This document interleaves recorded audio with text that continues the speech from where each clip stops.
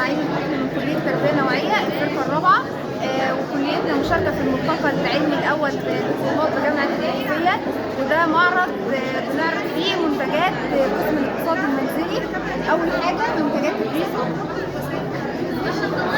وفي منها بعض الاشكال والخامات، وفي حاجات ثانيه زي الخزف والمكرميه والكروشيه. ده الديكو. اما بالنسبه دي معروضات الكروشيه التطريز. هنا ده شغل المكرميه.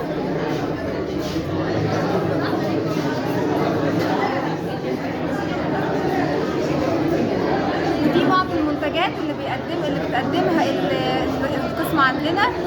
طبعا دي حاجات بسيطه بالنسبه للي احنا بنقدمه، بس بما ان ده المعرض خاص وكده فدي المنتجات اللي احنا قدمناها المره دي يعني، وان شاء الله يكون في جديد واحسن باذن الله بعد كده.